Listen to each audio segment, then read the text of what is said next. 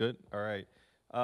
Thank you so much, Sang. I'm always excited and happy to be here at the Eastside Freedom Library. It's been a home space for the over a decade that's been in existence, and it's always good to see familiar faces, and so I'm incredibly excited for this event. But I'm gonna introduce you last, Rahsaan, right? Okay. So to my immediate right is Dr. Tia-Simone Gardner. And Tia's an interdisciplinary artist, educator, and undisciplined Black feminist geographer committed to understanding relationships between Blackness and landscape. Ritual, disobedience, geography, and geology are specters and recurring themes in her work. Tia grew up in Fairfield, Alabama, across the street from Birmingham, and learned to see landscape, capitalist extraction, and containment through this place. She lives in St. Paul, where she is an assistant professor of media and cultural studies, and my amazing colleague at Macalester. So let's give a round of applause for Tia. All right, and then to Rahsaan's right is Justin Goodman. Justin's an educator, curriculum designer, and artist based in Bede Ota Atunwe. Justin or Jay's educational philosophy can be traced back to their great-grandma's porch in Sacramento, California, where community gathered, exchanged resources, information, and care. This philosophy guided his work as a public school teacher in Los Angeles, and their work as an artist weaves music, film, and archival materials together to examine memory, time, and the in-between. All right, let's give it up for Justin.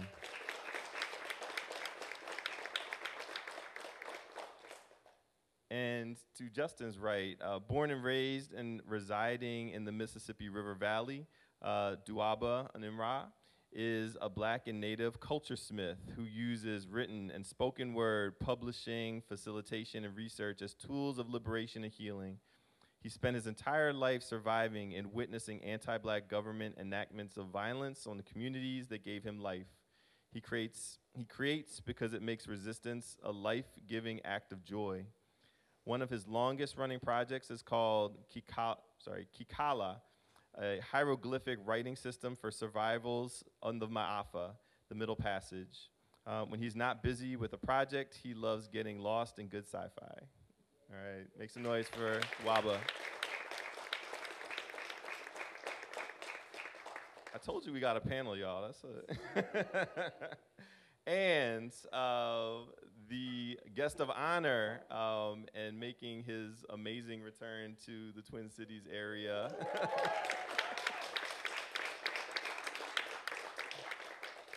I'm incredibly pleased to introduce Dr. Rahsaan Mahadeo. And, well, some of this is like even old as of now, but okay. An assistant professor in the Department of Sociology and Anthropology at the Black Studies program at Providence College, as a scholar of race, time, and the human, and the episteme.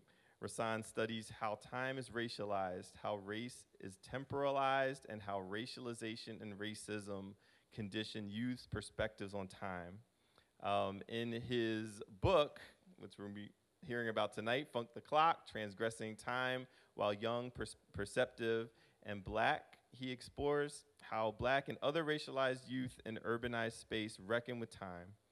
Rahsaan's work forges new directions in the sociology of time, the life course Perspective, urban sociology, and ethnic and racial studies.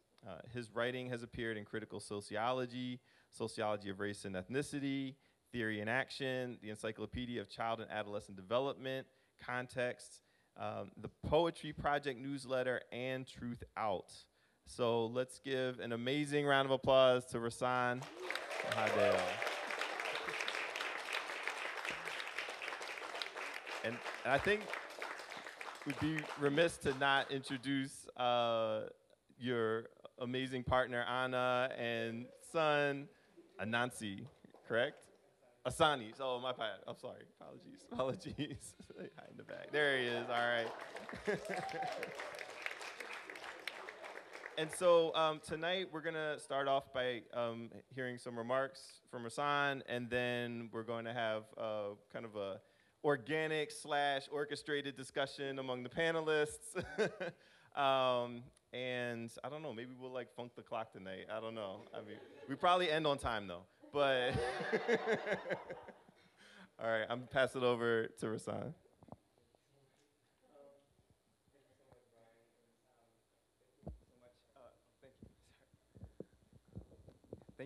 Thank you, Brian. Can everyone hear me? Oh, okay. Um, and thank you, Sang. Thank you, Clarence. Thank you to all the Eastside Freedom Library staff for making this possible. When I thought about like, not when I thought, because I didn't really have any visions of like a book launch or a book release project, but when the book actually came out, or when I knew it was actually coming out, like, this is definitely the place I wanted to come. And just for context, like, I'm actually, as Brian noted, my bio is probably like past, like kind of late now, but my partner and I both just accepted positions at the University of Minnesota. Um, we're really thrilled to be returning to Minnesota. We'll be joining the Department of American and African Studies in the fall. And yeah, so really thrilled to be coming back. And as I mentioned, yeah, I thought I would be coming here as a person still living in Providence, but coming back to Minneapolis is really exciting. And I'm just honored to be in the company of so many friends, comrades who I've organized with, who I've just had fun with, and been colleagues with over my time when I was here as a grad student. And so thank you all for being here. It really means a lot. I've been telling so many people that this book is really as much a product of like the love and care and support that I've received from so many friends as it is my own like quote unquote like intellectual labor. It's really, and so if you look at the acknowledgements, it's pretty long, and I know that that's kind of unconventional, and I think I even kind of allude to it that, you know, whatever acknowledgements I offer in those pages, really the thanks and gratitude that I actually have for the people on and the names in those, like, it really exceeds the conceptual limits or the space that's allowed for.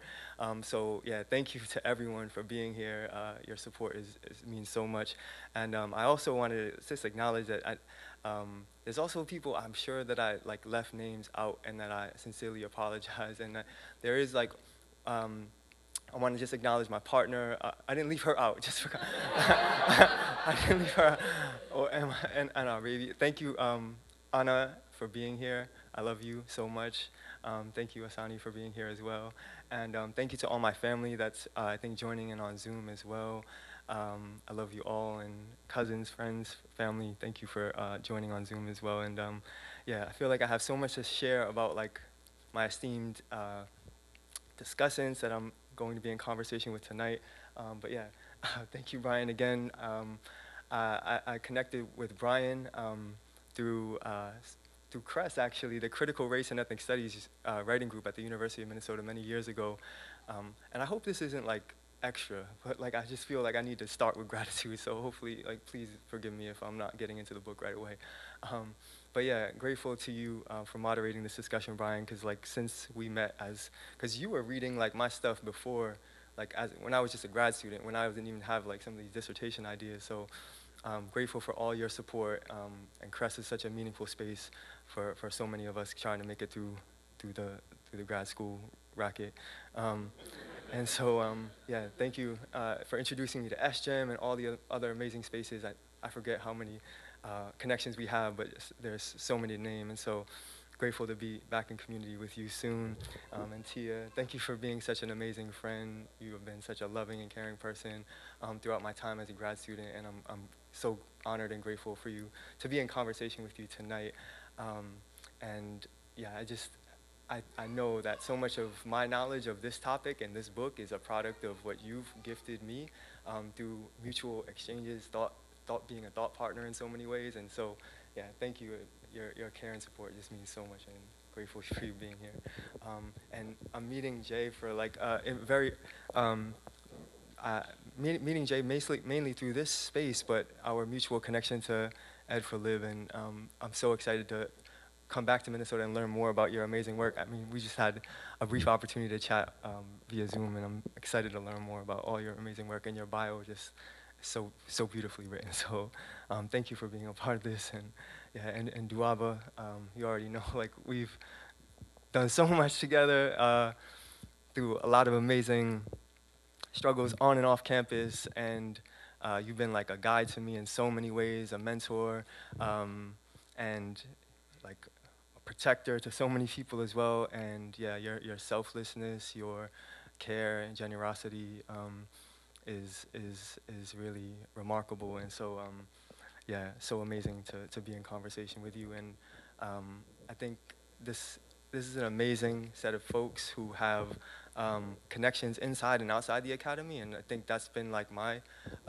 orientation to the university. And I remember being here in the Eastside Freedom Library, and the amazing philosophy of this space really reflecting my own philosophy on the university as well, and understanding that we can't privilege the university as a primary site of knowledge production or like knowledge producers, but there are so many people without extra initials behind their name outside of this place who can teach people with extra letters behind their name inside the university quite a bit. And so I'm grateful to all the people that I've learned from, regardless of whether they're connected to the university or not, and including my own family. And so, yeah, and I mentioned like leaving people like typos and things that I wanted to acknowledge a really good friend who I literally swore I was writing their name in the acknowledgments because I texted them while I was writing them, and I told them how much I care about them, and that I said, you know, I just put your name in, but just know I have mad love for you, and it's not gonna come across as much as it will on the page. And that person is Aaron Mallory. So many of you know Aaron, who's an amazing person, and I swear, and I told Aaron that I sincerely apologize, and Aaron was really cool about it, and so generous, obviously. And in Aaron's words, they were like, those who know. And and that's really sweet of Aaron. So I'm grateful for Aaron's friendship, and I also apologize if there are other people who didn't get on the page. I sometimes they reorder names just for the record. I'm not trying to excuse my mistake, but if I did make it, yeah. So yeah, thank you again for being here. So I thought like I might share a little bit about like the impetus, the motivation behind the book, what I'm thinking or hoping some of the contributions might be. Because the book came and I didn't even want to open the book because this is my first book, but I'm like, I kind of like what I wrote, but I don't know how other people are going to feel about it. So I know what the book says, but I'm not going to celebrate until I figure this out. Like, and so, but yeah, as kind of Brian alluded to, like I'm really interested in thinking about how time is racialized and how race is temporalized. And when I say how race is temporalized, I'm thinking about like how the temporalization is how particular things or people are positioned in time. And so when we think about who's been constructed as modern, civilized, enlightened versus who's been constructed as barbaric, backwards, anachronistic, behind time, like pre-modern, right? It's no coincidence that it's a highly like racialized order, a temporal order, a racialized order, an epistemological order. And so, you know, I'm very interested in those kind of basic questions, but also thinking about how racialized violence, anti-blackness takes time. And so that the book is divided into about 8 chapters. And in the second chapter, for example, called Teething Time, it's, I asked the question, like, what does it mean to use time that doesn't belong to you? And I answer that question by saying it means that for black youth, it means that their time use will always be read as time theft and thus criminalized. Because time use is supposed to be something like pretty banal and ordinary, but why is it that black use, quote unquote, time use is read as criminal activity or doing something, quote unquote, criminal? And I'm not really a fan of that word, but for lack of a better term, right?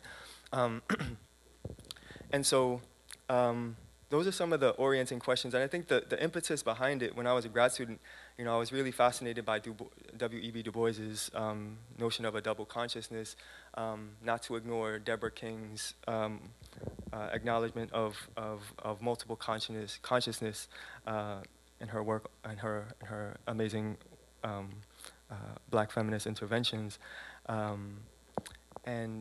I was thinking about like the physically, psychically, emotionally exhaustive labor that Black people perform on a regular basis to not only think for themselves, but think for other people, and how that, you can't talk about that without talking about how that takes time. Like, that takes a lot of time and labor. Um, but why don't we talk about that? And in part because we know that the truth is that time spent processing acts of racialized violence, acts of anti-Blackness, is unquantifiable. Meaning, in other words, it literally and figuratively doesn't count. And I talk about how like there are these things called time use surveys for youth, for example, and we're asked to like quantify how much time did you spend playing sports today? How much time did you spend sleeping? How much time did you spend in school? How much time did you play time on like chores, eating, brushing your teeth, whatever. But never on a time use survey will you see a category that says how much time did you spend today processing act of racialized violence or processing an act of anti-Blackness. And you will never see it, and precisely because Black youth perform that activity while doing those things, those other activities like being in school, like brushing their teeth, like eating food, right? And so, and the concept of multitasking, like that doesn't get at, that's not multitasking, that's something else, right? So how do we actually account for that? Well, you can't, and I think even attempting to quantify and put a time or quantify the labor Black youth perform to reckon with anti-Blackness in and of itself is anti-Black, because you can't actually conceive of like the amount of time. So trying to put a number to it then is another tool of anti-Blackness to say, okay, if you didn't spend this much time processing this act of anti-Blackness, then your experience of anti-Blackness doesn't matter. So I think even trying to quantify it is not even a useful thing, despite what some sociologists might say is useful. Like, we need to measure racism. I don't know if you could actually put a time to, I don't know if you can actually do that. Yeah, what's that? We just need to end it. Exactly, yeah, right. And so I think it's like, that's a reformist reform, right? Like, let's try to measure, let's try to put a time to how much you're doing. So let's not get rid of it. Let's just keep the racism going, but let's like tinker with it and allow the status quo to remain. So, and I think, chapter 2 is kind of like, honestly, like, I don't know if I have a favorite, but it's definitely like an important chapter, I think. But it's called Teething Time, and so I just want to also share, like, the book is quite biographical, and I didn't expect it to be like that, because my dissertation is certainly not biographical, because most dissertations don't let you do that stuff, and most departments don't let you speak about yourself. But, if it wasn't for CREST, if it wasn't for spaces that were really transdisciplinary, interdisciplinary, I wouldn't have come to appreciate how my biography informs my scholarship. And the university doesn't want you to allow you to have your biography inform your scholarship because it's so racist and sexist, right? Like, the logic of like emotion, subjectivity, that being equated with femininity or non-maleness, and then maleness being equated with reason and rationality, like, that's what we're privileging over feelings and emotion, over subjectivity, over biography. But if you actually allow your biography to inform your scholarship, it's hopefully like more generative. And so like I try to do that, especially with the book. And so chapter 2 is titled Teething Time, and I talk about how my father, he was, when I was in middle school, he was deported for basically doing what he had to do to survive. And and once he was back in Trinidad and Tobago, he would always like urge all of his kids. He had like one demand of all of us, and he would always say like, all you must teeth time and come naman. And in other words, like, he didn't ask us to find time. He didn't ask us to make time. Instead, the goal was to thief it. So thief is a word for thief in the Caribbean. Like, more than likely, like, the word came from Jamaica. So he would say thief time, and it intrigued me. Like, in order to thief time, like, before time can be thiefed, it has to be owned, right? So who owned the time that we had to thief? And so throughout the chapters, throughout the books, like, many scholars have talked about the racialization of times. And, Charles Mills talks about white time. Michael Hancher talks about racial time.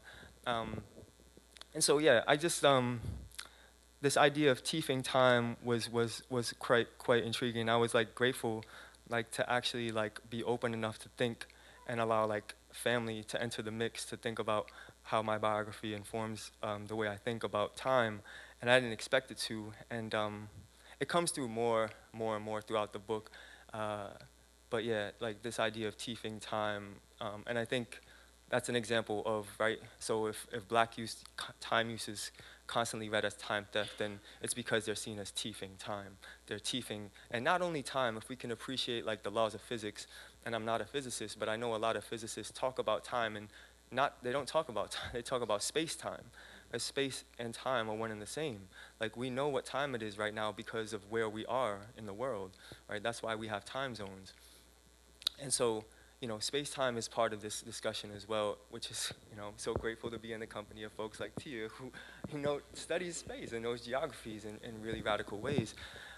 So yeah, I mean, I could definitely talk more about like the other interventions. Like, this is a book that I hope comes across as interdisciplinary or informed at least by multiple disciplines, because it's certainly multiple disciplines. I engage with multiple disciplines. It's also a deep and hopefully like scathing critique of my own field of sociology. Well, now I'm going, you know, anyway, yeah, sociology, yeah, and its attempt to quantify everything, have an answer for everything, reliance on coherence, like demands for intelligibility, and I talk about the limits of that. And I think that's one of the things, one of the reasons why I say it's really messed up to try to quantify racism. And I think sociologists want to put a number to everything. But what happens when you can't put a number to something? And that's where you bring in black feminisms to think about, and women of color feminism, to think about the appreciation of ambiguity and contradiction. Yeah, we can't quantify that. That's the ambiguity of that, and you need to linger in that. You didn't create that, but so you have to figure that out for yourself. But like, that's the ambiguity that folks are lingering in. And so, you know, it's a critique of sociology's conceptualization of time, the sociology of time. It's a critique of urban sociology's representations of black youth in poor and urbanized space, that are constructing black youth as present-oriented, as incapable of thinking for the future because of the chaos of their environments. And people, you know, you hear this all the time still, right? The community is so dangerous that youth don't have any time to think about their future. They're too worried about the present. They're too worried about what's happening in the now. But what I argue, and that's the subtitle of the book, right, is that I say that black youth are not so much present-oriented as they are prescient. In other words, they already know what's ahead in the future. And how do they know what's ahead in the future? Well, because anti-blackness and an anti-black society told on itself. It snitched on itself. It gave them a preview of what to expect. Like, how many times do you expect black youth to watch black people killed by the cops and not have them think about what's ahead in their future, right? How many times can you deprive black communities of jobs, education, resources, valuable resources, and not expect black youth haven't peaked that already. They haven't seen that already. So they know what's ahead. They already know. They're prescient enough to see what's ahead, and they're comporting themselves accordingly. So it's not that they're present-oriented, it's that they're prescient, it's that they're perceptive. They can see clearer than most people, clearer than most adults too, right? And I think that's one of a whole nother aspect that I hope we can talk about, because I know that's one of the reasons why, like, what makes this panel of esteemed folks so esteemed is that they all have some connections to youth and youth work. And I am always interested in building with folks who have this connection to youth, to think about, to just think about how to center the voices of those that are so marginalized when they actually have so much brilliant ideas to share. And I hope, like, through reading this book, like, people see that, right? Because, like, and I try to make that clear, going back to my point at the start, that there are plenty of people without extra initials behind their name that can teach people with extra initials behind their name quite a bit. If you don't believe me, just read the book, right? There are 16, 17-year-old kids schooling us on time, right? And this is where, like, I critique, like, sociology and this whole commitment to quote-unquote public sociology and this, like, notion of, like, let's make stuff accessible to a wider audience. Well, like, first, to make something accessible presupposes that you have something worthwhile to share in the first place.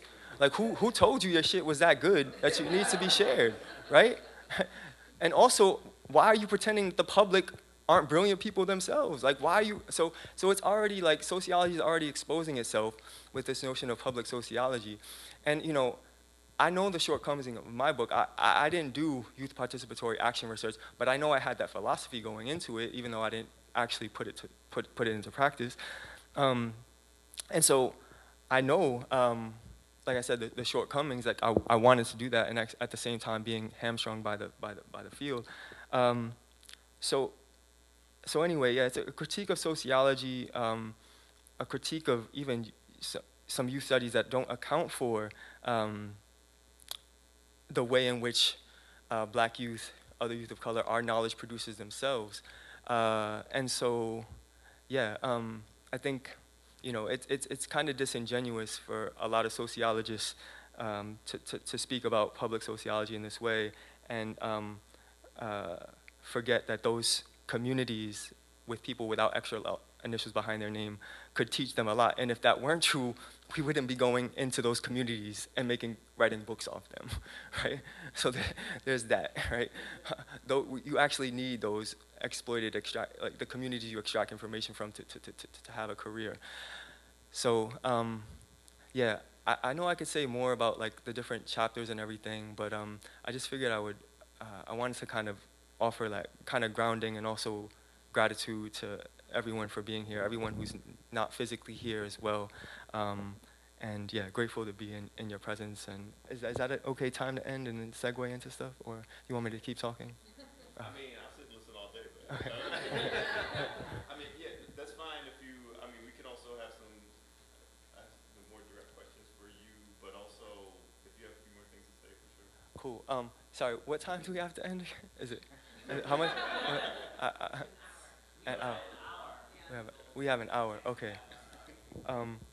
Yeah, I need to just drink some water real quick.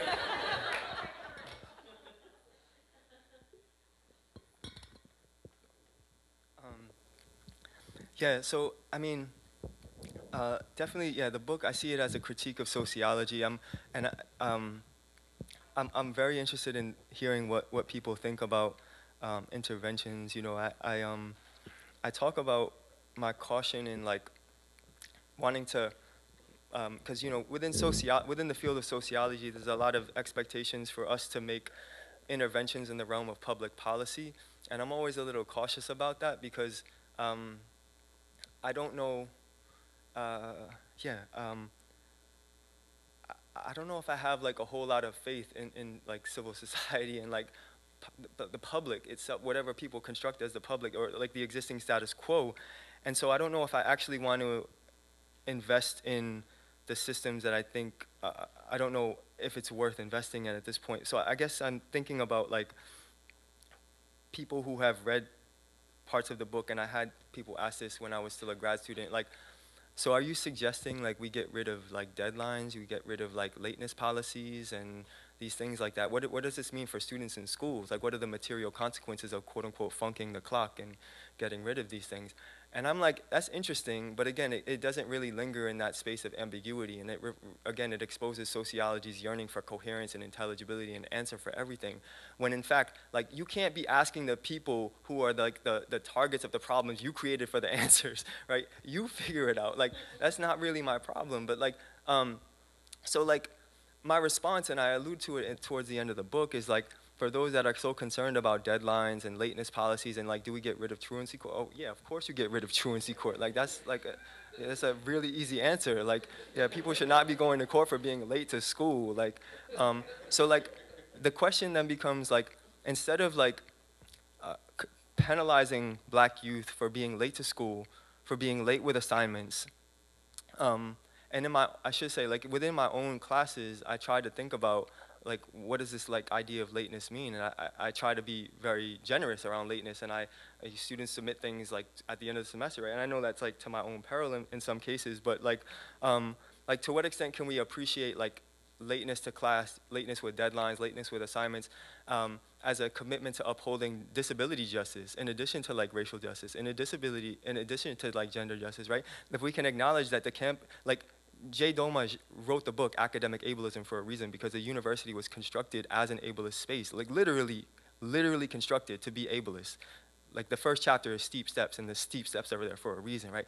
So if the university is ableist, then if we know that, then lateness is a commitment to hopefully disability justice. But if we can also appreciate that racialized violence, racism, anti-blackness takes time away from black youth, and in chapter 2 I talk about this, right? That it not only takes time in the sense of like Du Bois's understanding of a double consciousness, and like the act of processing racialized violence takes time, just as it takes time because black people have to spend time thinking about racism.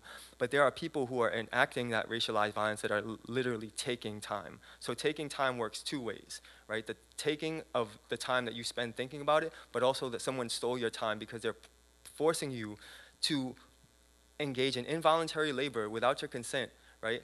And they're not compensating you for it. They're just making you do work, thinking about, damn, why did that person just do that? Why did that person just say that? And they're just going around like everything is fine because they got to say that horrific stuff and get away with it, right? They don't have to think about it. So anyway, like, if we can appreciate like all these ways of taking time and people having to reckon with those things in class, yeah, they might get to class a little late. They might take their more time because they're processing some harm, right? They're feeling some stuff that makes them move a little slower. Like if you were being weighted down by harm and trauma, you might take a little longer to get to places, whether it be racialized violence, whether it be sexualized violence, whether it be ableism, right? So it may take you a little longer. And so I say, like, towards the end of the book, like, rather than like penalizing youth for being late with assignments, being slow, being held back, right? If we think about all the temporal terms of education, detention, suspension, being held back a grade, they're all time-oriented. And Foucault writes about this too, right? But the bell itself is a tool of temporal order, a tool of temporal punishment. And so if we can appreciate, rather than penalizing black youth for being late, why don't we actually question or critique the onto and epistemological conditions that makes them late in the first place? And by that, I'm talking about the way in which black youth are already constructed as behind time. Alia Al-Saji writes about this, as who's a phenomenologist, and referencing Fanon's work about who talks about the racialized, or the black man, the black person is always already late kind of thing. So can we actually question those conditions? And that requires something deeper than just a policy in school. That's requiring like a rethinking of the human, or an abandonment of the concept of the human, according to some Black studies scholars, right? Like, what would it mean to eliminate that if we know that the human has been this disciplinary tool wielded over black life?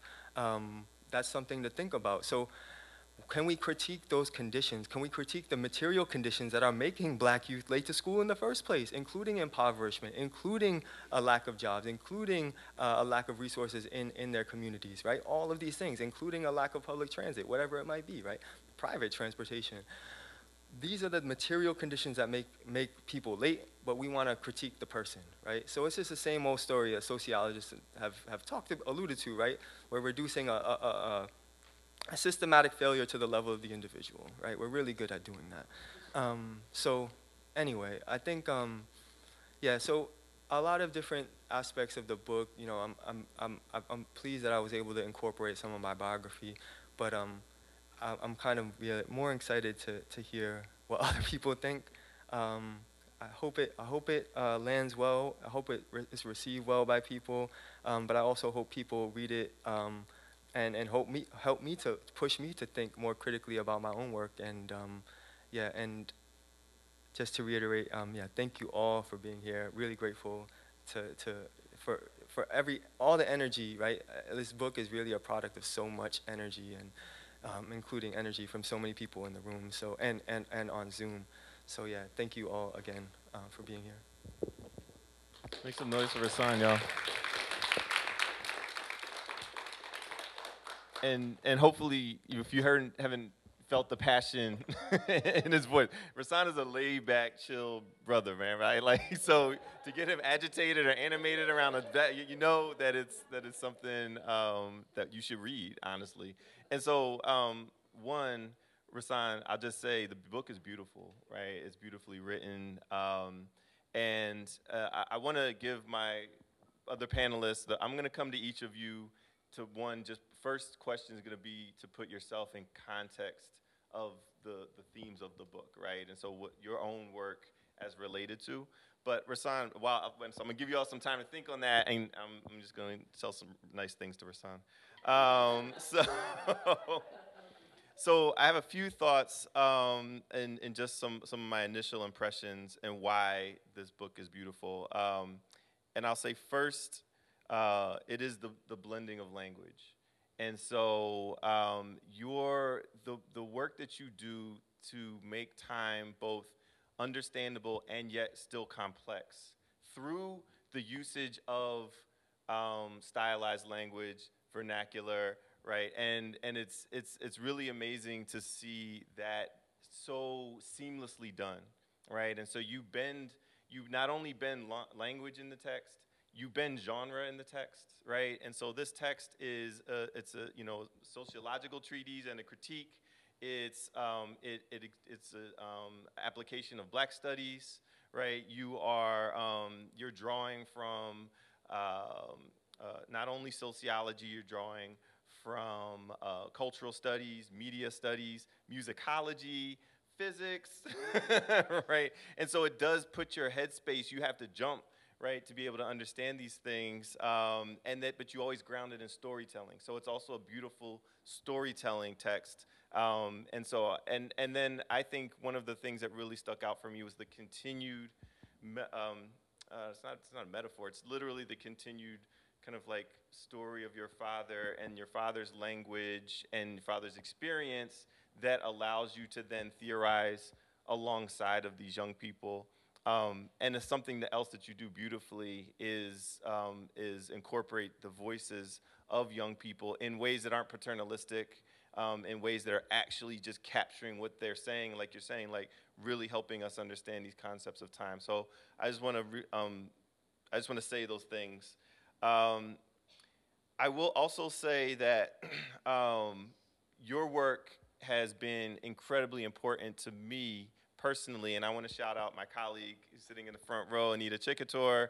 Her and I, before the book came out, I'm like, dang, wish we had the book now too, right? Like, we wrote our own work around this idea of concept of bending time and the movement between the academy and the community, right? And thinking about exactly what you're saying, how schooling systems, K-12 and higher ed, right, literally function around the clock, right? Thinking about credit hours, right? Like we literally talk about young people's delay in literacy, right? I mean, that like we put all of these things on a clock, thinking about debt and credit, right? The credit structures, debt structures, these are all time-ridden concepts, right? Thinking about tenure clocks, right? Literally, right, like call them clocks, right? And if you don't make it in time, if you don't demonstrate in time, that's your like demise as an academic, right? And so all of these things that your work, we're thinking about this idea of like, and you brought like from Charles Mills, thinking about the chronopolitics, right? The politics of time, and the intervention that you used that really blew my mind, and I never thought about it. And it's so weird. I was like, how did I never think about you? You talked about moving from the question of what time is it to whose time is it, right? Whose time is it, right? And thinking about time as property, thinking about time as commodity, thinking about time as ownership is such a profound, right, intervention that, and again, putting it in such like simplistic terms, right, allows for people to access it and grapple with it, right? And so continually thinking about this idea of who owns the time and who controls time in these constructions. So I'm not going to talk very much more. I want to just turn it over to my amazing panelists. But can I start with you, Tia, and get you to respond to your own work within the context of Rahsaan's? Related to, yeah, because I can't hold a candle. Um, so thank you so much, like, for inviting me to do this, Rahsaan. And I got to read the dissertation version of this, which is like very different, very, very different. Something that I think about a lot now in my own work is geologic time, and that there is an important relationship between being able to conceptualize something as dead because of its age, like a rock. But rocks are not actually dead. They weep. They provide life and nutrients to other people. We mine because, like, there's, technological resources in them for our stuff that we like a lot. And I've been thinking about the like how youth and child fit. I don't think that they fit in. I'm not sure how to think about them in geological terms, but a part of the research space that Rahsaan was in was called Run Away. I don't want to just call it. You should like absolutely talk more about like what Run Away was. But I hadn't thought about the child as as a potential maroon, and you bring up Cedric Robinson at saying like the runaway is conceptualized as childish, but then what does that do to how we think about children and the radical potential for their self-liberation? And I want to at some point in some way sort of think about the earth and maroonage, but I think like you're like reading your book and reading through and I have not finished the book, just so I know there's like a whole lot more that I haven't like gotten to yet, but we can all read it together. But I think like that was really a really beautiful offering because it does speak to like a particular paternalism that even when we don't want to participate in it, we participate in it because like we understand children as always needing to be ordered. And I was just thinking about that, the maroon and the child. Yeah, yeah.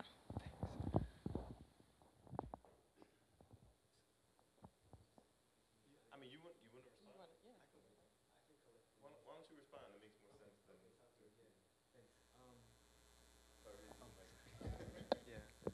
Sorry about that. Yeah, and thank you for the opening remarks, Brian. I really appreciate all of the kind words, and honored that my work could be in conversation with your own and Anita's. So, yeah, Tia, I gotta learn more about geologic time. It's a really interesting concept that I haven't engaged with enough, and but yeah, the idea of like runaway was there since the dissertation, but also before I even came to Minnesota, actually, when I was a youth worker, there was a whole bunch of people like creating like orgs at the time, like I'm gonna build this org for this youth, and I had this kind of it's kind of a silly idea, and I don't.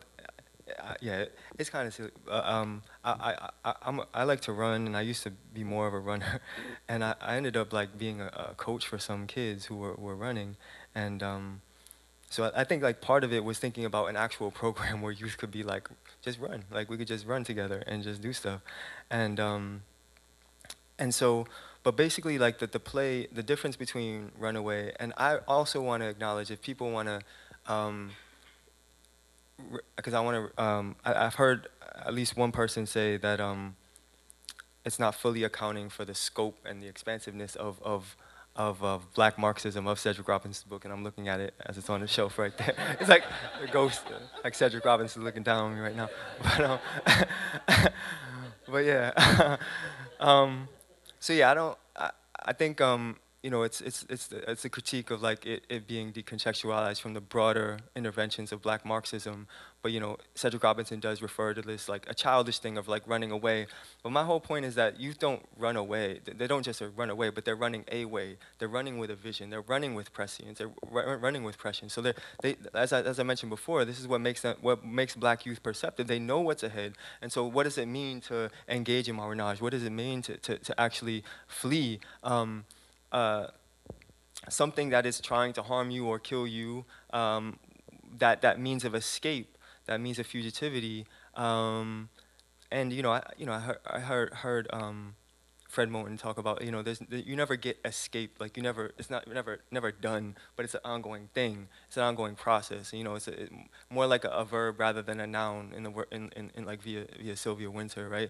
So thinking about the escaping, the ongoing process of fleeing, of running away, and perhaps like it's an ongoing run. It's an ongoing run, and you know, I wanted to be clear. Like I use the term run away without any attempt to with as a little like ableist undertones as possible. Like, because I don't believe, and I say this in the book, that running requires physicality. I think we need to think about running exceeding the limits of physicality, and what does it mean to run in terms of like a fleeing within your mind or your imagination, like escaping those confines. So I don't want to limit the act of running to our bodies or our legs or whatever we might call like a means of a means of running. I think people escape and flee in a variety of ways, and so, but I don't think that it's okay like to just completely like dismiss Black youth's attempts to flee as going nowhere. If they're leaving something, they're definitely going somewhere.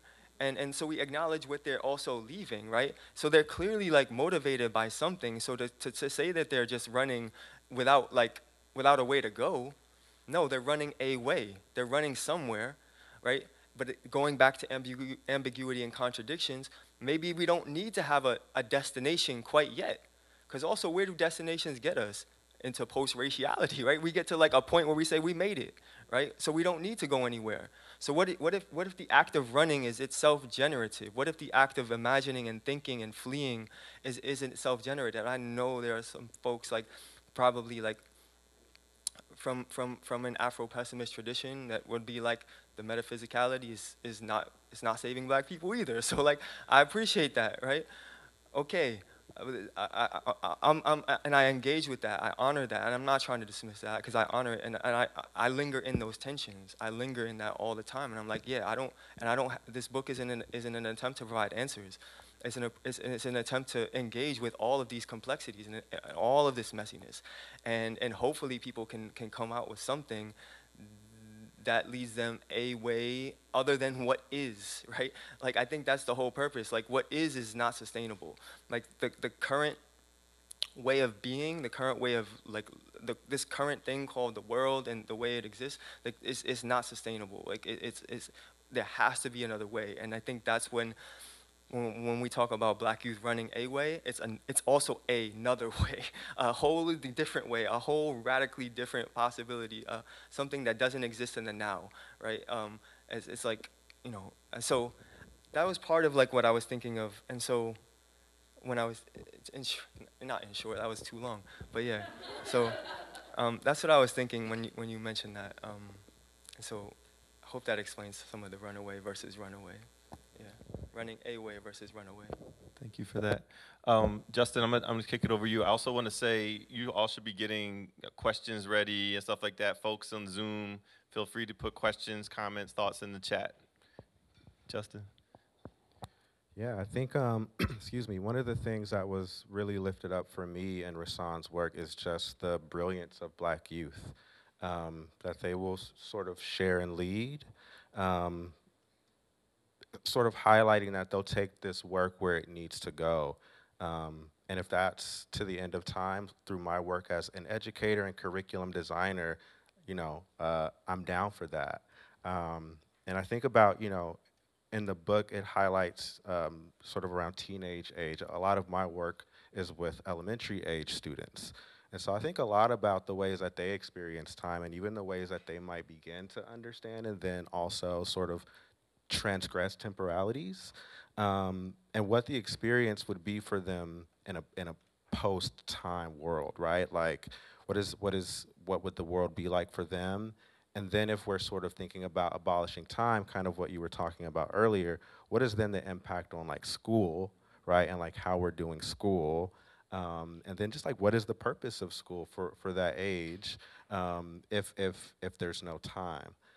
So these are some of the things that um, I'm thinking about and how they play out in my own context, and thinking about a way to sort of um, engage with young folks through that context.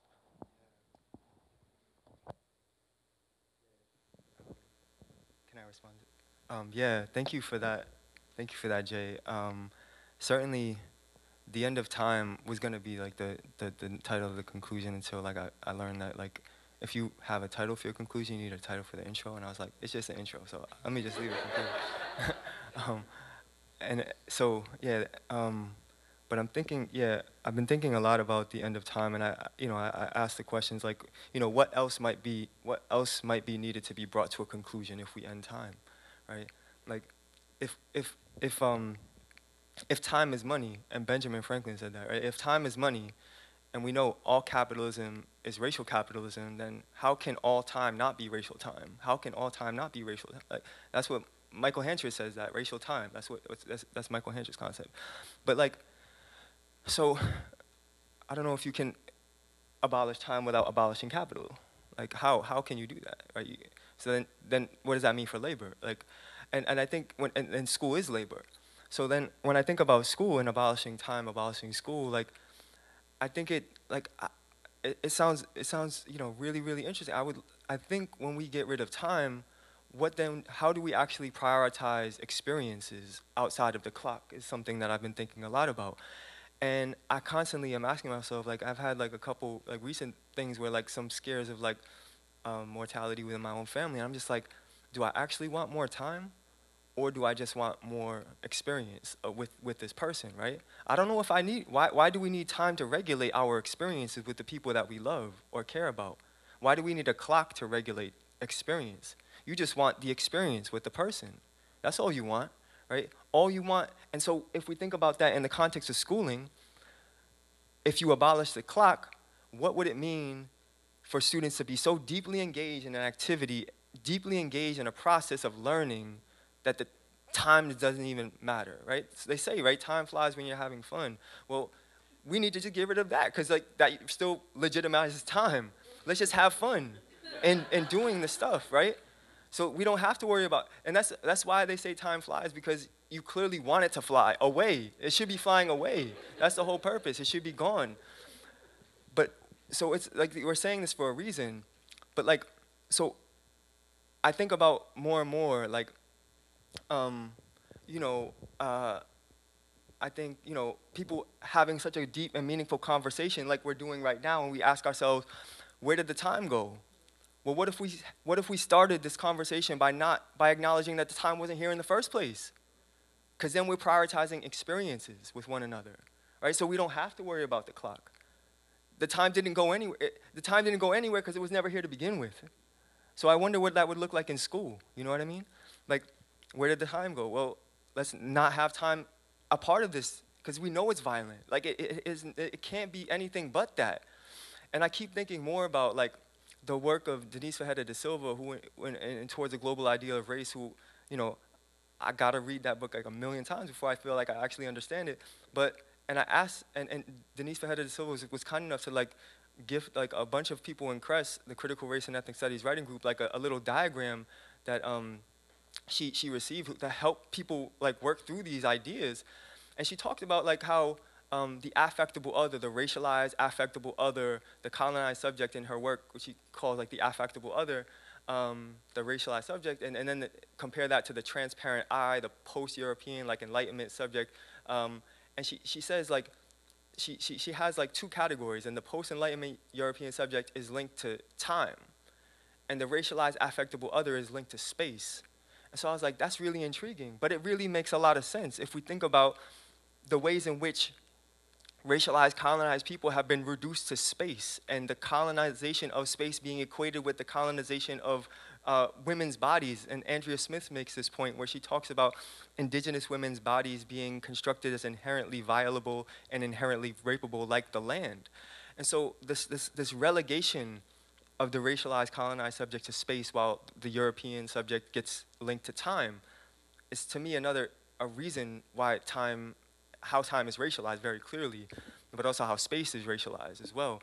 And so I guess, yeah, just thinking about like the abolition of time, it seems very like imaginative, but I can't help but think about like the ways in which people are already practicing that when you have to go, you're late, but you're like, damn, this is a good conversation. I like this person, and I'm feeling really good about being in communion with this or in the company of you right now. So let me just hang out a little longer and funk the clock, right, so to speak. So like I think I don't know if this is speaking to like what you're asking, but I think like if we did get rid of time in school, I can't help but think about how youth would have a greater opportunity to prioritize relationality with one another, like prioritize being in relation to one another rather than being in possession of one another, rather than being like bound to the clock, rather than being like, oh, we only have 5 minutes left, right? And so that's what I think about, yeah.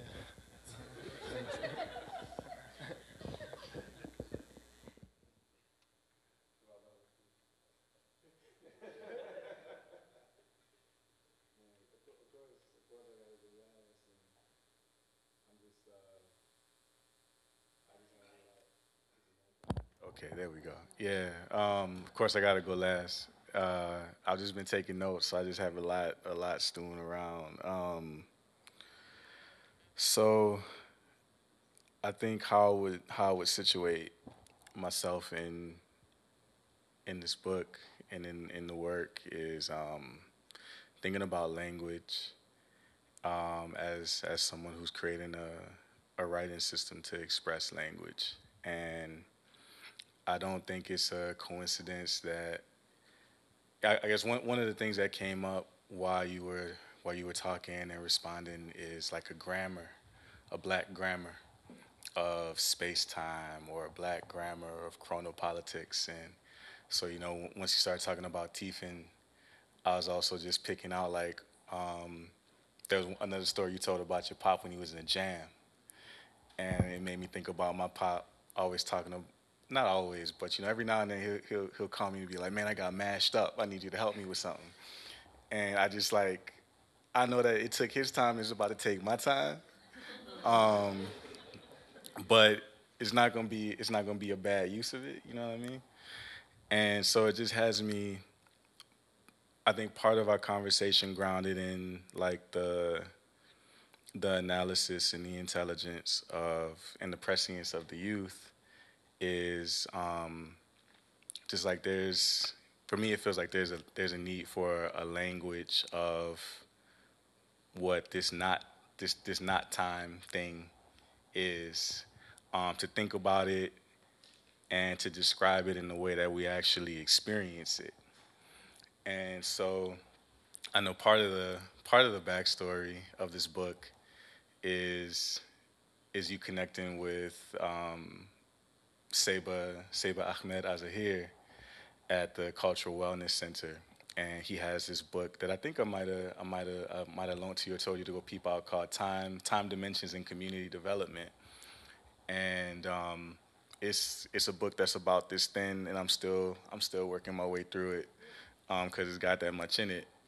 But one of the things that he asked folks to think about from an African orientation to time or whatever we're gonna call it whenever we come up with a word for it is, and I think it also has a corollary in indigenous approaches to thinking about time, but thinking about time as a generational experience or as a generational foresight, I guess. Like knowing that the actions that you take or that the intentionality that you put into how you live your life has impacts on people who will come through you or people who will come to you. And the white grammar of time or the white language of time is so hyper focused on like getting from one thought to the next thought versus I think an African or an indigenous orientation to time, which is really like feeling it and knowing it. So the other thing that came up, you know, speaking of run a way, is Sankofa. And hearing you talk about the book got me thinking about Sankofa, even in like the way that it's articulated, or like the way that it's literally translated is go get it. Um, and it made me think. The book made me think about Sankofa not in like a like reflect on the past, but like thinking from the perspective of the youth, who is like we already know what time it is, we already know what's about to happen.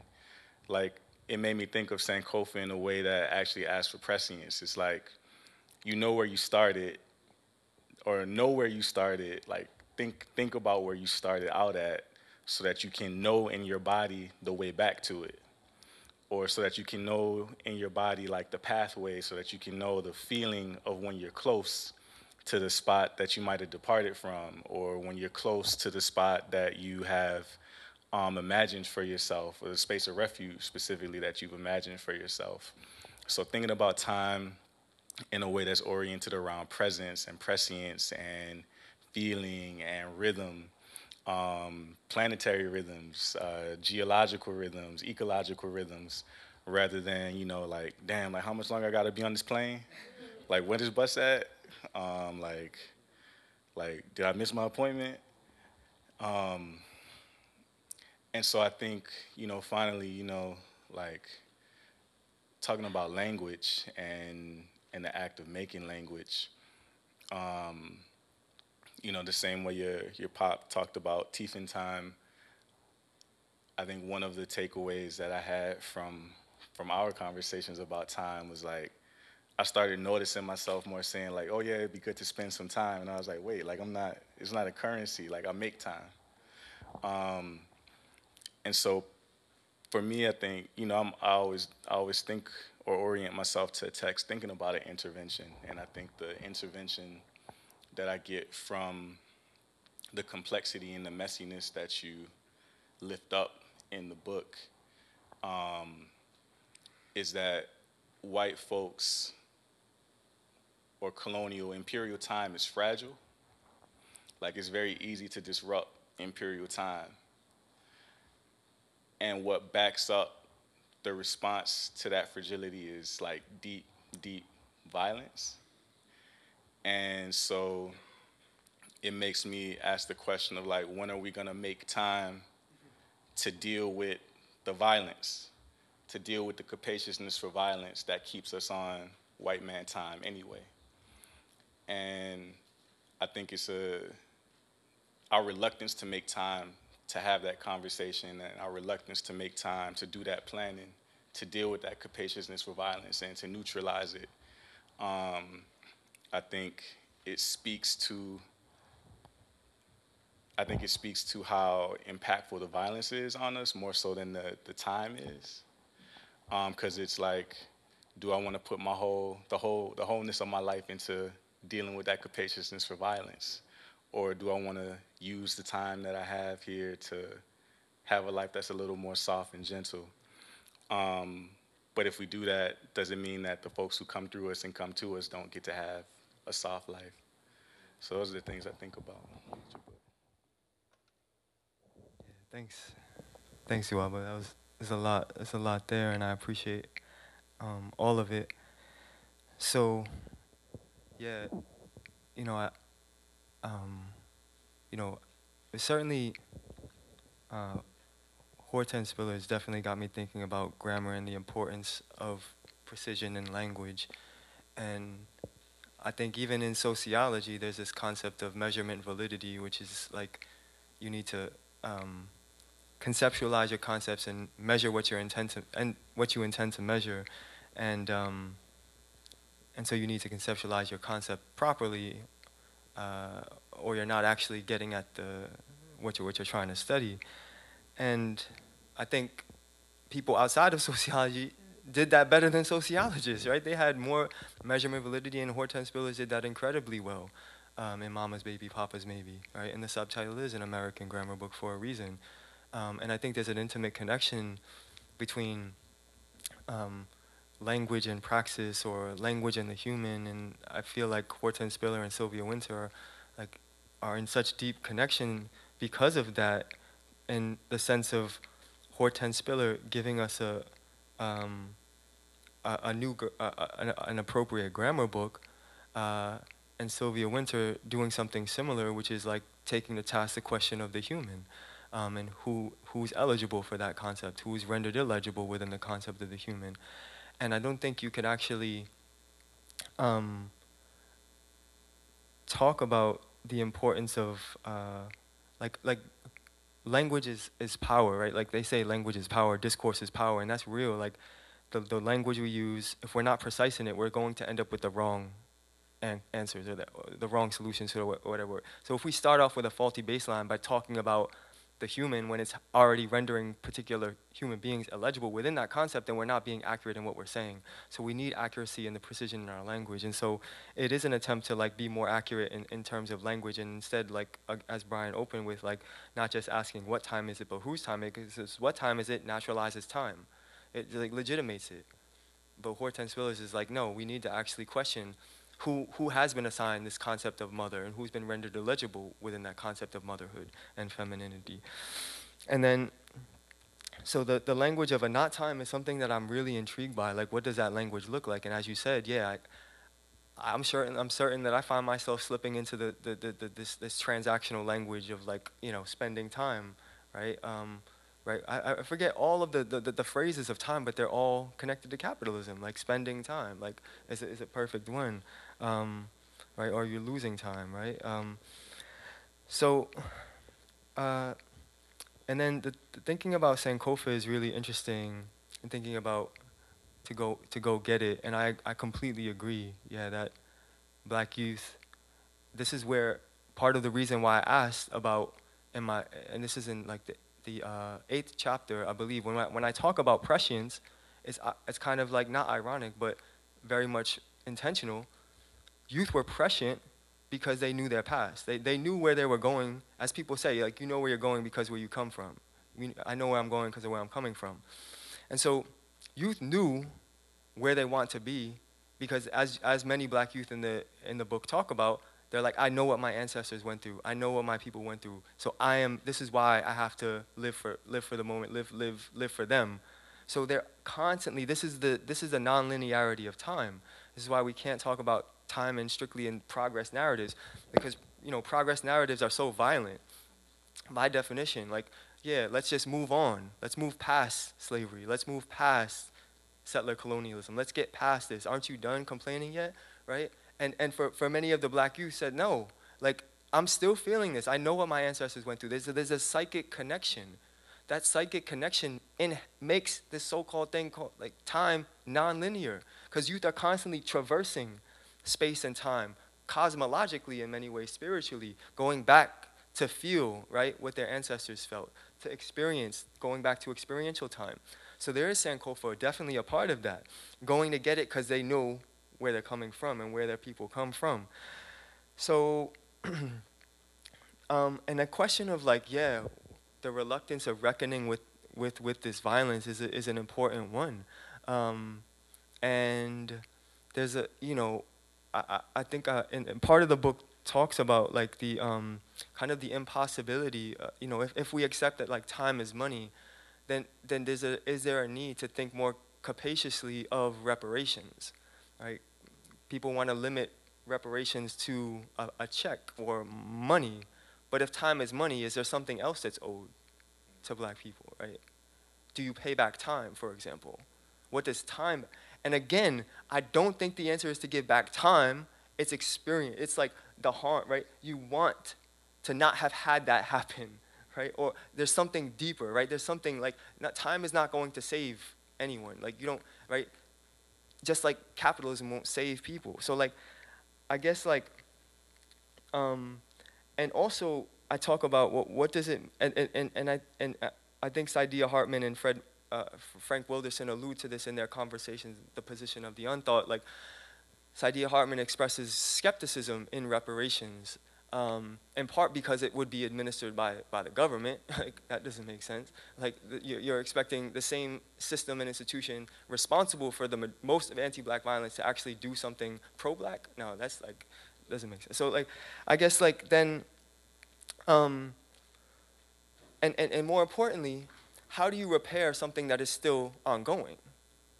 Right? You're talking about helping black people heal from a violence that's not actually past.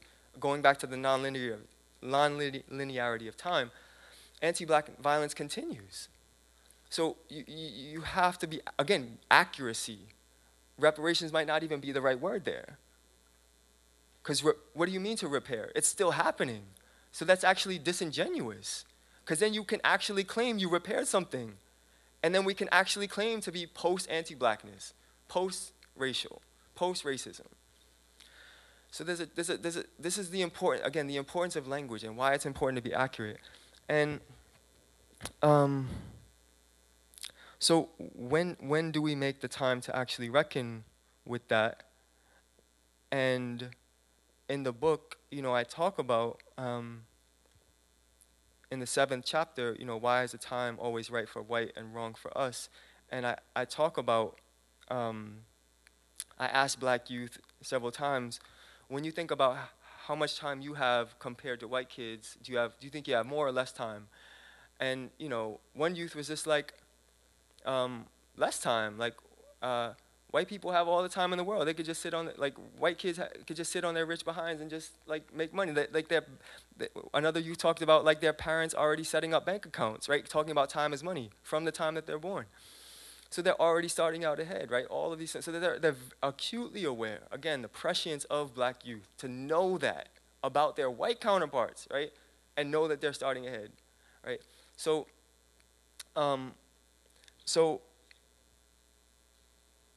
if we actually think about what it means to reckon with that, there's I think it's going to be really hard for whiteness to recognize and reckon with that racialized violence without self-degenerating. It will has to go, white people have to go haywire, to actually reckon with to fathom the scope of racialized violence. And I know, and so many of the white folks who I know who have been recognized, you can see it, they know, because I see it in their face. They know that violence, and it's also it comes down to this sometimes it feels really incommensurable, which is an unfair answer, but it seems really hard. But I'm sometimes I'm just what would it mean to just come up off some of that wealth? Just, what you have. Thinking about if what I'm saying is accurate, that so much of what white people have, including time, is a product of black dispossession, debt, and death.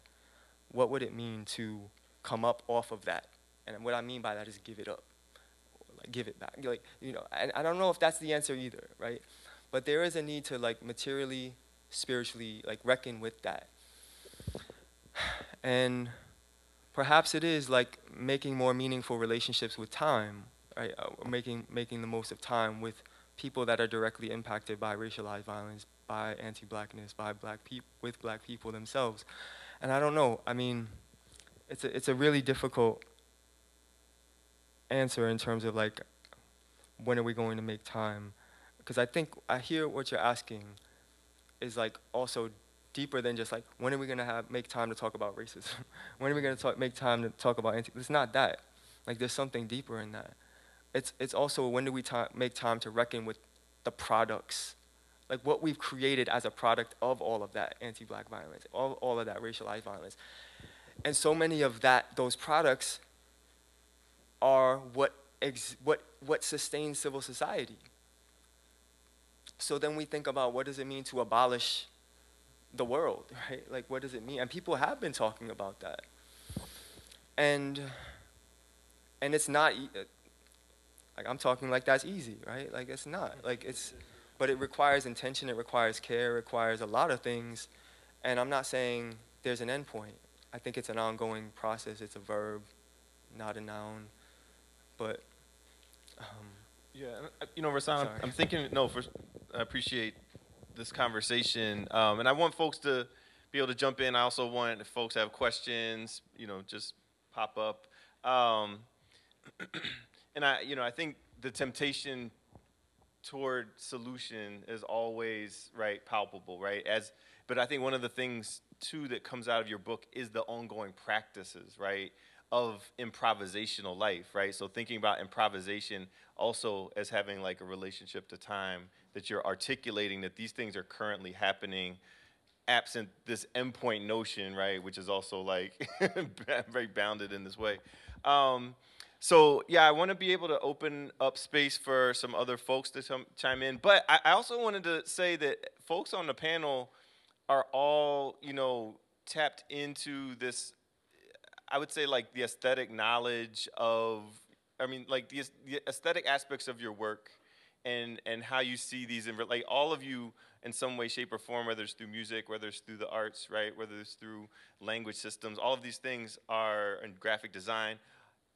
There's like a really powerful knowledge up here around that, and I was wondering if each of you maybe briefly could share a little bit about that relationship that you see to time. And then maybe we'll get a couple questions as the moments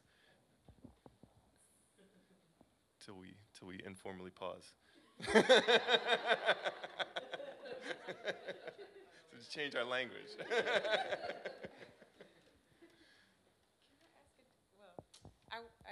Can I ask a different question? Yes. Okay. Improvisational. Improvisation and spirit of improvisation. So this may or may not be controversial, but I don't think I need to abolish time.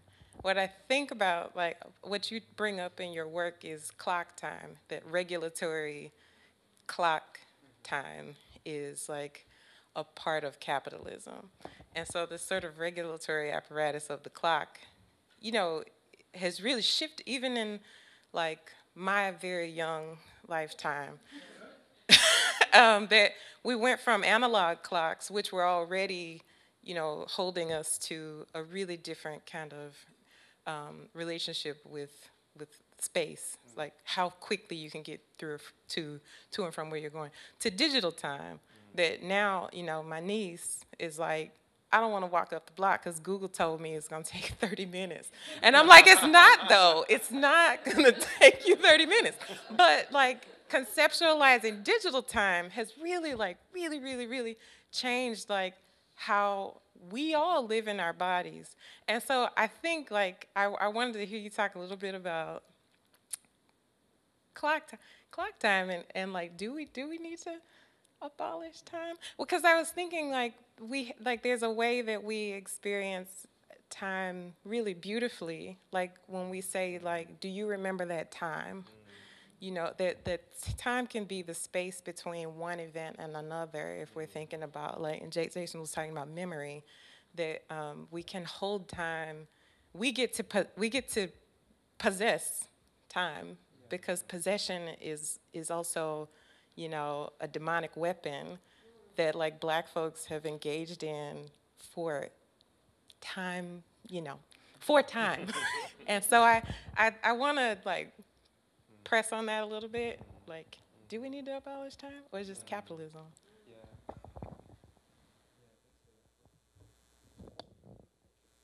Yeah, thanks for that, Tia. Yeah, I think that's such an important question. Do you remember that time, which is linked to do you remember that experience as well? And I'm thinking about, part of what I was thinking about, instead of being bound by the clock, is, you know, there's a concept of circadian rhythms within like biology, like our bodies are also telling us something, right? So there is time. So I think like that time is important, right? because that's you being in tune with your body. But I also can't think about like, you know, even when I'm in Trinidad, for example, there's, you know, waking up according to like a rooster, right? Like there's so what does it mean to be in tune with like the sun, the trees, like non-human, more than human animals that are also helping us to orient ourselves to both time and space. And I think that's really important, like that connection to the non-human, more than human animal world, that still connects us to time, but the non-capitalist time that you're describing, and I agree. So abolishing the capitalist time is something that I'm really thinking about, and so I'm just gonna say that that's a really brilliant point, and and I think and this is why I'm so honored to have everyone, you be in conversation with me, because I wanted people to like point out these holes like in my thinking as well. Whatever, I'll call it a hole. So I didn't think about the time that you're describing as much. I mean, as I alluded to. So I agree. I'm also, I think it's important to also be careful of like totalizing claims, and so I appreciate the nuance is basically what I want to say. So thank you for that. No, we're approaching a moment of maybe some informal talk among ourselves, and so I just wanted to check with Jay and Duaba if any kind of like concluding thoughts on your end.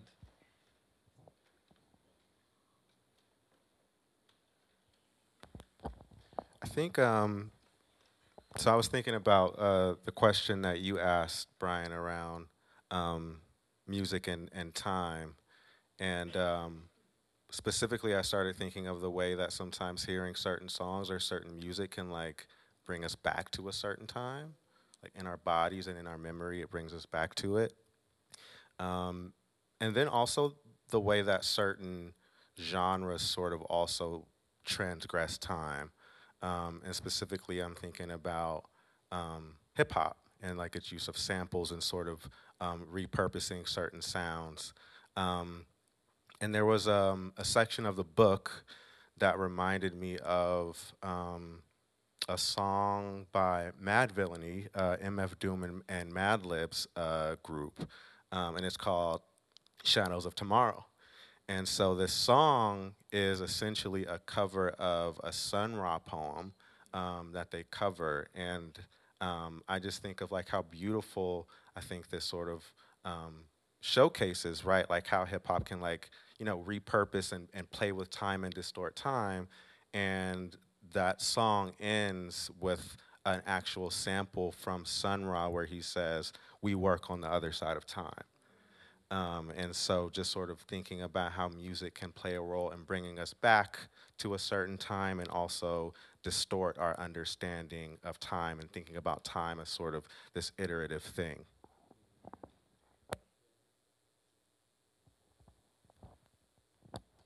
And I think building on Tia's point, if we're gonna call into question reparations and time as grammars, then I think we also like there's more than enough evidence to support calling abolition into question as well. I think about it in part because even though abolition as a political project of the enslaved of black racialized people, and that's inclusive of indigenous folks who were enslaved as well, of corvée laborers from Asia who were enslaved as well. It came about through like vicious and fierce guerrilla warfare, basically against the plantocracy. Like they got pressured, they got pressed, they got jammed, they got mashed up, to the point where they had to let go. But I also think about how for indigenous, black, Asian folks who dealt with enslavement, abolition is a project that was made compatible with the empire. Like you can abolish enslavement and still be caught in it, caught in the empire. You can have a society where there are free and enslaved folks walking around on the street at the same time, and we still live in that time. And so I think about that, since we're talking about Maroons, I think about that in relation to like Quilombo, Dos Palmares, or Palenque, or Galliard Land, which was like a big Maroon settlement society in South Louisiana, and how there were spaces that existed outside the scope of empire, like outside of its ability to perceive them. It existed outside of the time of empire. It existed outside of the grammar and the political co-optation process that is abolition. They existed outside of the capacity of reparations, which is a negotiation between two nations that are at war. It's a end cap to a war between civilizations, and they made those spaces. They made time to make those spaces, and they didn't need abolition or reparations as a grammar to give them a precise idea where they was trying to go and what they was finna do. So, I think,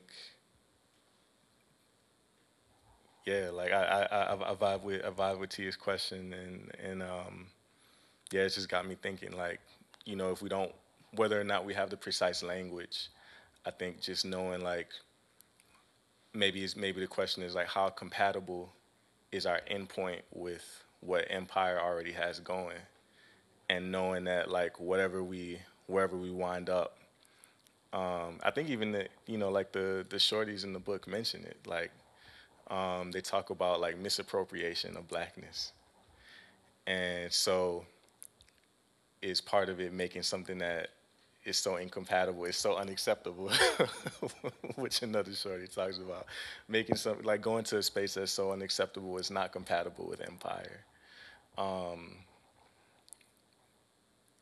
Yeah. So there's always the danger of having, a really amazing but also numerous panel.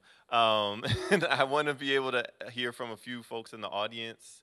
Is there anyone that has a question for Rahsaan or for anyone else?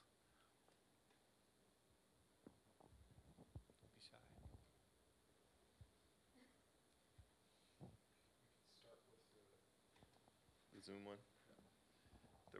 There was one Zoom question. Okay. There were a few. So one question from Zoom, and I think people got into this a bit. The question is, if post-time is the end of capitalism, is this similar to post-scarcity? For example, Wakanda, Star Trek, Black Futurism is the question. Post-scarcity.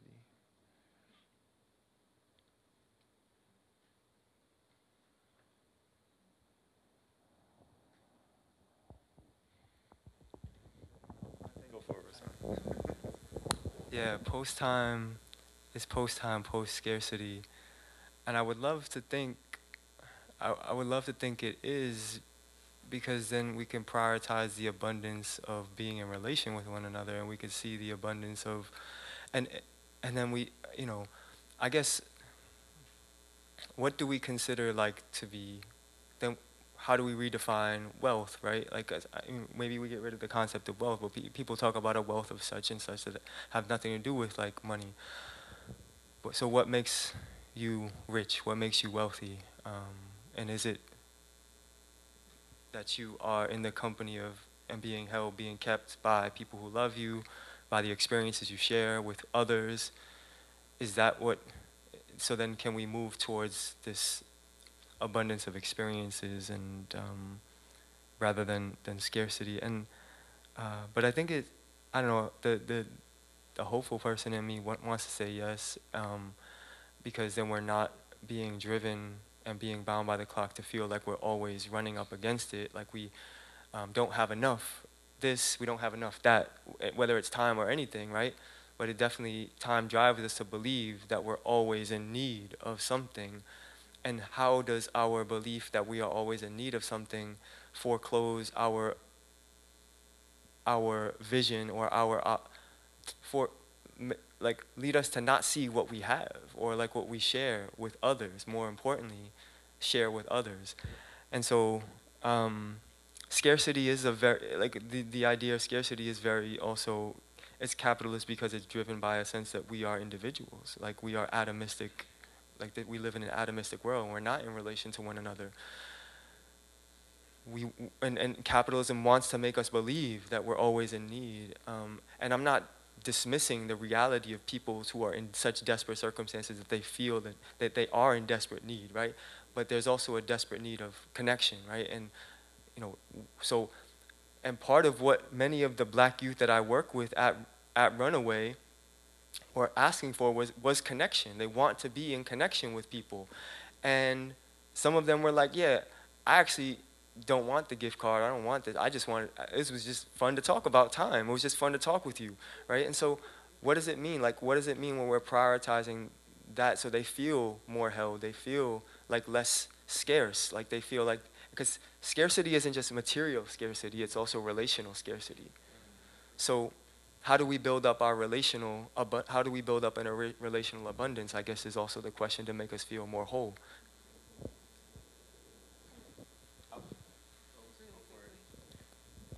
There's this, in Kiese Layman's memoir, Heavy, he's talking about being a youth and being in class, playing with grammar with his homeboy.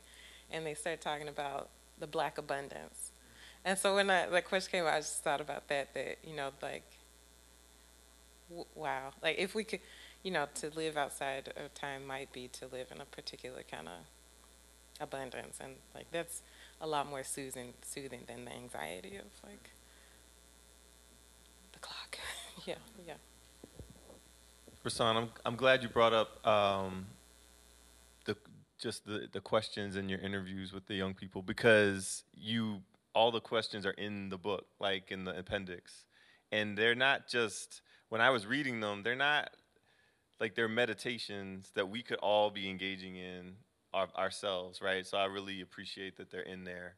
And I think these would be, if you want to do like a book group or like have some conversations around the text, I think these would be amazing questions even to think about within the context of a group like that. So if do we have any? Okay, we got one more. I think this will probably be our only live audience question, and then we'll need to wrap up. Or we could have more informal conversation, I think, among ourselves. Okay, I think I have a question. Bear with me. Thank you so much. This is really beautiful, and my brain is like clicking in so many ways. And I'm also wanted to say thank you for, I'm a late person, and I think I spend a lot of time hating myself for being late, and this is helping me like rethink of my relationship to myself, but lateness and all of that. However, my question is comes from, I was thinking about time and water, and this comes from like an article I read by Annika, I think, Herstein, who's like a poet and a designer, and wrote this really beautiful article that they called Time is Water, and they talk a lot about like how the language around capital comes from language around water, so like bank, branches, like, and stuff like that. So as I was hearing you talk in language, I was thinking, okay, so if time is from like capital and capital is from water, then there is like another circle that can go back where it's like, what is the relationship between time and water? And I feel like Tia, like you asking that question kind of also made it be like, wait, I want to sit with this more. So I don't know what my question is, but like what maybe like have you thought of like time and water? And then I think kind of attached to that is I think of linearity as part of cyclicals, and I feel like maybe there is also something there. I feel like linearity is like a circle if we really zoom in it and it becomes a line. And if you zoom out, like you can come back and it's like maybe a circle or a spiral or God knows what it is. And I think that makes me also think of water. So like there's a flowness and like an untaming of water that I feel like is there also in time, that maybe we should zoom out, and that is like in some ways abolishing time or the clock. Thinking out loud at this point. I'm just gonna stop, thank you. Yeah, thank you so much for that question.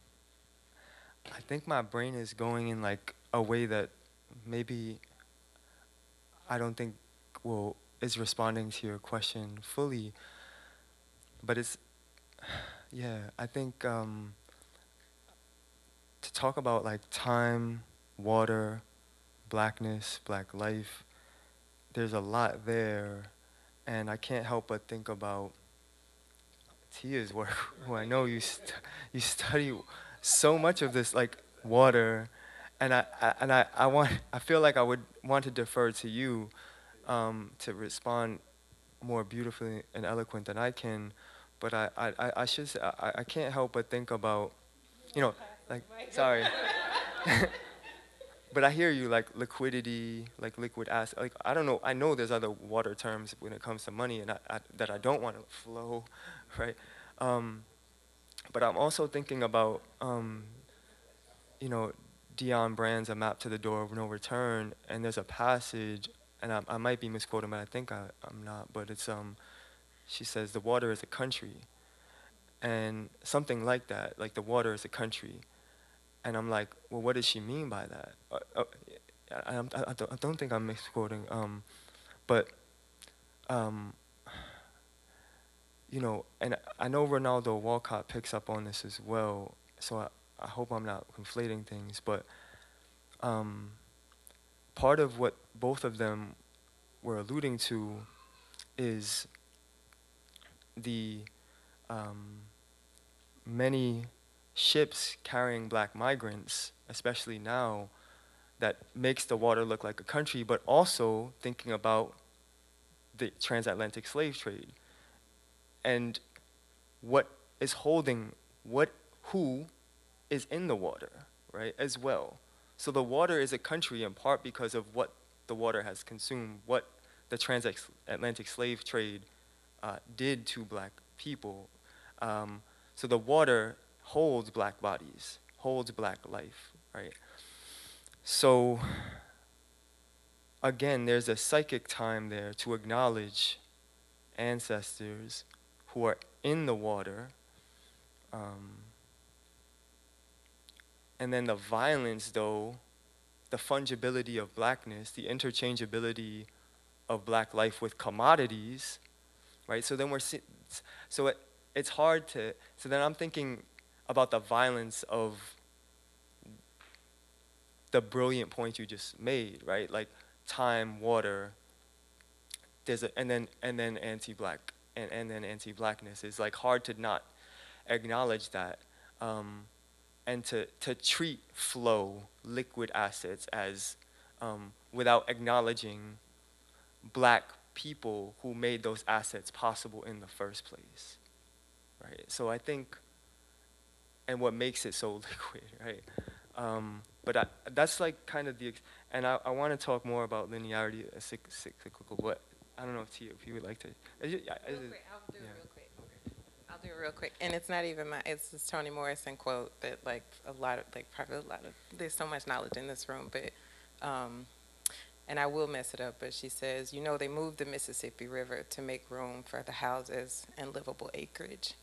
Flood is the word that they use, but really it's the river remembering where it used to be. That all water has perfect memory, forever trying to get back to where it used to be. Yeah.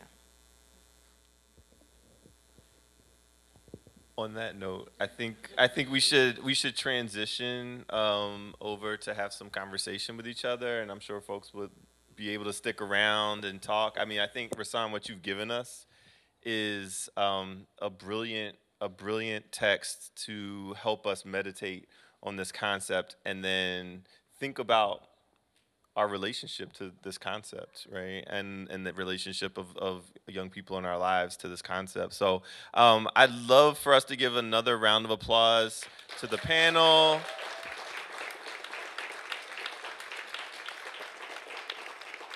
And then another huge round of applause for Rahsaan for all of the energy and love poured into this book.